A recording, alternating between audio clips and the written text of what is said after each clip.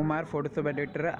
आप मेरे चैनल को सब्सक्राइब करेंगे, आपको बहुत सारे फोटोशॉप ट्यूटोरियल मिलेंगे। Thank you for watching and subscribe for YouTube channel.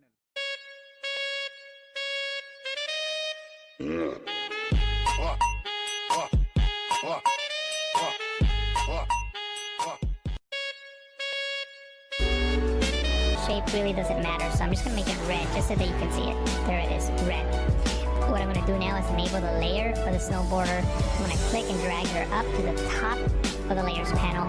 And I'm also going to double tap here on the zoom tool just so we can see the image at 100%. And actually, now that I'm looking at it at 100%, I'm actually going to right click on it and choose fit on screen so that I can see the entire composition.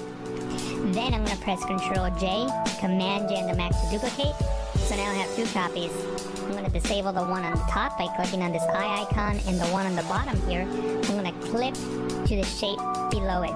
So with that layer selected, I'm going to press Ctrl Alt G, Command drag around her.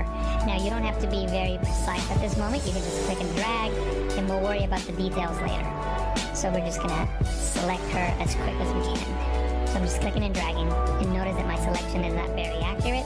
You shouldn't spend too much time at this moment. If you select an area like this part here that is obviously not going to be part of the selection, I'm going to hold Alt, Option on the Mac, click and drag just to refine that selection just a little bit more.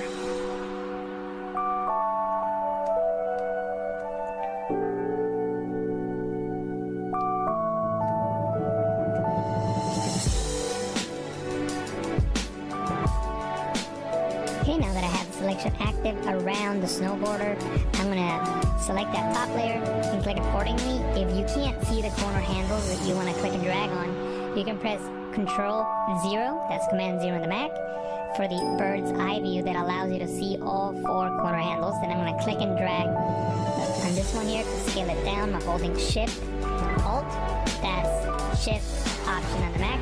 Now at this point, we can go back and adjust the layer mask if we need to. So I'm going to zoom in just so we can see the areas that we need to work on. So we need to work on this area and then the blue outline around her body. So we can adjust that by clicking on the layer mask in the properties panel. You can click on mask edge. If you don't see the properties panel, you can go into window, properties, click on mask edge, and then maybe shift the edge with a negative value and see how that's adjusted. So and keep adjusting it and making sure that that line is gone, but we don't lose any detail that we want to keep. Also, with this brush selected, I can click and drag here on the hair, and hopefully we'll get better selection. So now I didn't do that good of a job here, but I guess here.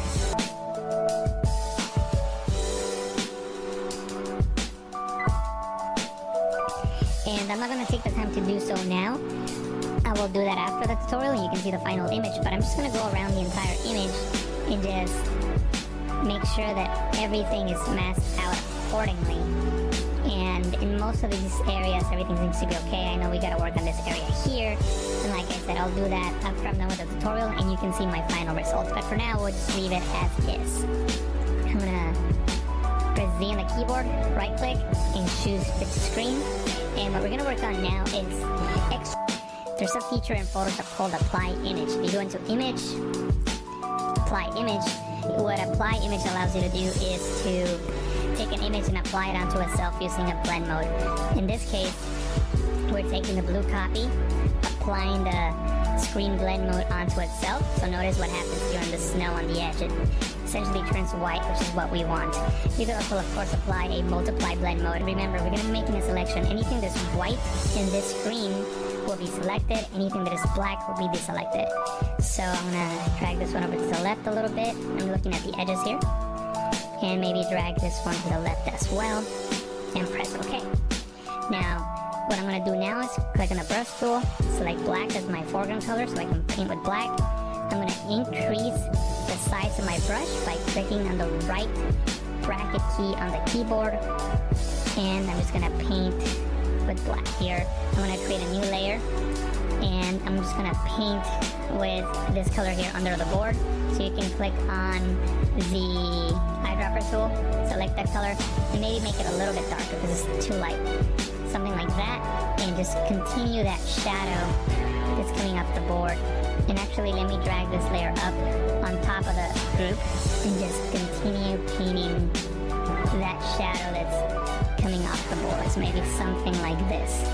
And then change the blend mode to multiply and bring that shadow way down. So maybe something like that. Now the only difference between the final image that you saw in the beginning and this one is that with the final image I took a little more time working with the mask, a little more time placing the elements and moving things around so they fit a little bit better. But these are the techniques that I use to create this effect. If you decide to create an image using this tutorial or any of my tutorials, then upload it to Instagram, new layer, and I'm just gonna paint with this color here under the board. So you can click on the eyedropper tool, select that color, and maybe make it a little bit darker because it's too light. Something like that, and just continue that shadow that's coming off the board.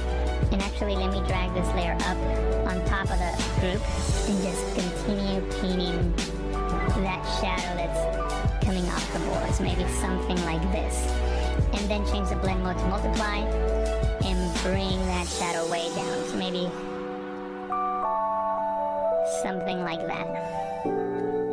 Now the only difference between the final image that you saw in the beginning and this one is that with the final image I took a little more time working with the mask, a little more time placing the elements and moving things around. Alt G, Command Option G on the Mac. Then I'm going to enable the layer right above that, and I'm just going to make a selection around the snowboarder. So I'm going to click on the quick selection tool, and I'm simply going to click and drag around her. Now you don't have, so I'm just clicking and dragging, and notice that my selection is not very accurate. You shouldn't spend too much time at this moment.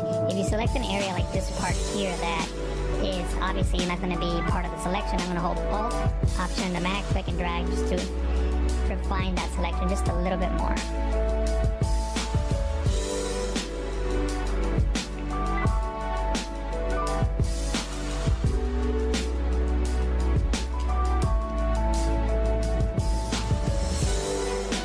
Okay, now that I have the selection active around the snowboarder, I'm going to select that top layer and click on the layer mask icon to create a mask around the snowboarder. So what I'm going to do now is click on this top layer, hold shift and click on the layer below it so they're both selected, and I'm going to click on this little chain link icon here to link those two layers. What that allows you to do is when you move one of those layers with the move tool, it moves both, and they can be in different groups and they can be. If you don't see the properties panel, you can go into Window, Properties, click on Mask Edge, and then maybe shift the edge with a negative value and see how that's adjusted. So, and keep adjusting it and making sure that that line is gone, but we don't lose any detail that we want to keep. Also, with this brush selected, I can click and drag here on the hair, and hopefully we'll get a better selection. So now I didn't do that good of a job here, so I'm just gonna leave it like this for now, and then I can come back with the brush tool and fix that in a moment. So I'm gonna press OK, click on the brush tool, paint with white in areas that I want to keep. So I'm just gonna paint with white in these areas here.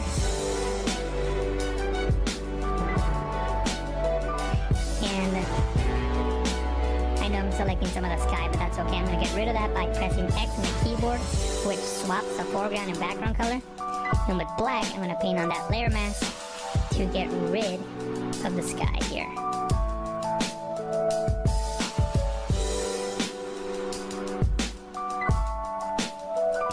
And I'm not going to take the time to do so now. I will do that after the tutorial and you can see the final image, but I'm just going to go around the entire image and just make sure that everything is masked out accordingly. And in most of these areas, everything seems to be okay. I know we gotta work on this area here. And like I said, I'll do that after I'm done with the tutorial and you can see my final results. But for now, we'll just leave it as is. I'm gonna press Z on the keyboard, right click, and choose Fit Screen. And what we're gonna work on now is extra elements that are gonna help